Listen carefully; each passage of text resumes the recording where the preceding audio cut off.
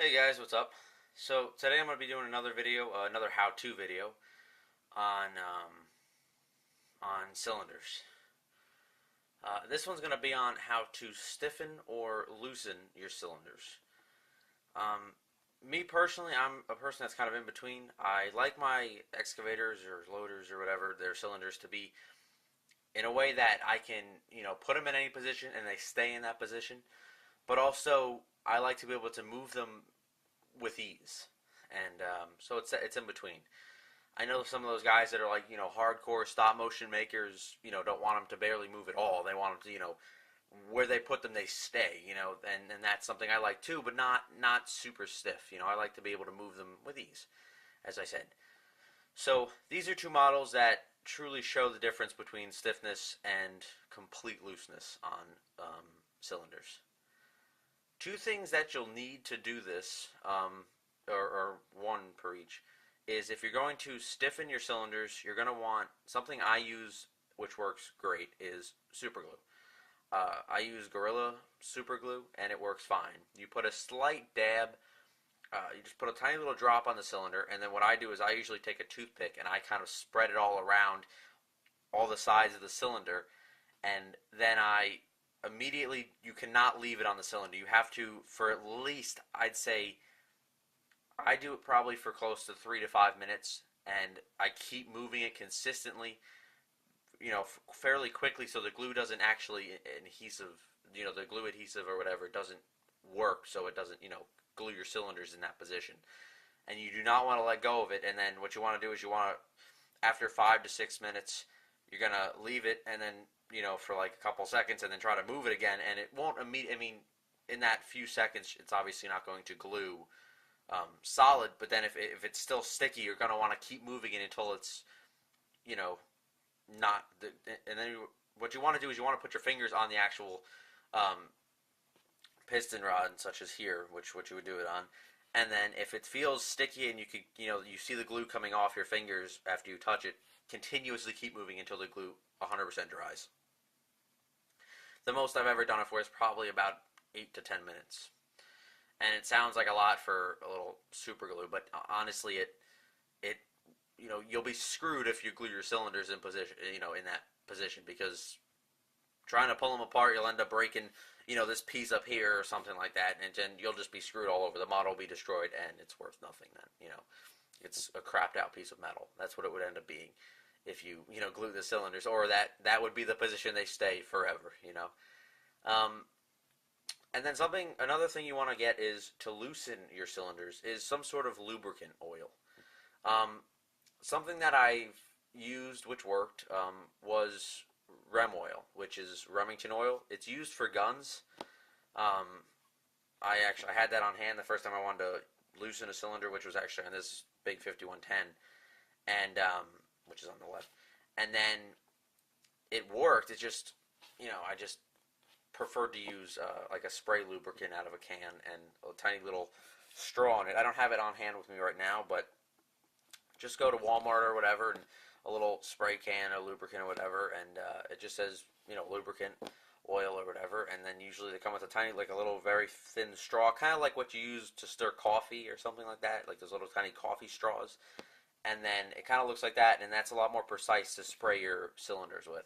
And that one you just spray on, and you just move the cylinder in and out so it completely coats the piston, and then it should loosen your cylinders up a little bit. With the glue, you can continuously keep putting more glue on after each time you move it, and if it still is loose, you could do it again and again, until you're satisfied with the stiffness of the model. Now, again, one thing you want to make sure is absolutely do not let it go or stop moving it until you're 100% positive that glue is not dry, or that glue is dry and it's not gluing your piston to the piston casing or the cylinder casing. So that is one thing that you definitely want to watch out for. Something that I just have these two models here, for example, is just to show you that what a really stiff and a really loose model is basically. This is a Joel 225. It's not really detailed. I got it a while ago. I got it for about $12 at a flea market, which was, I just picked it up for $12. Why not? It's 150 scale. what the hell, right? Something I didn't have, but otherwise. So the boom cylinder,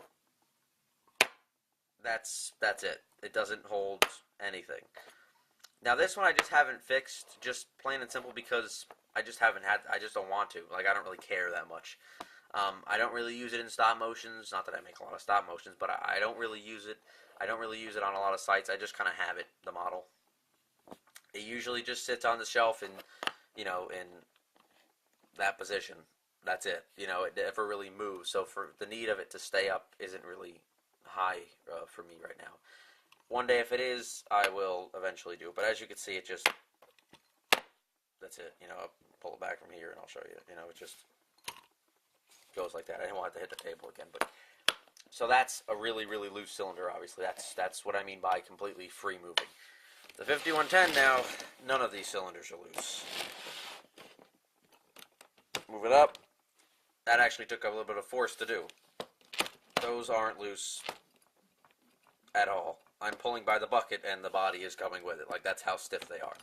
The stick cylinder, I can't even move in the video simply because it's that stiff. Like, I've tried to put a lot of... This is one model that I can honestly say has failed me when trying to loosen the cylinders. The boom cylinder and the bucket cylinder, I'm fine with. The stick cylinder, when you're moving it, I can't use it.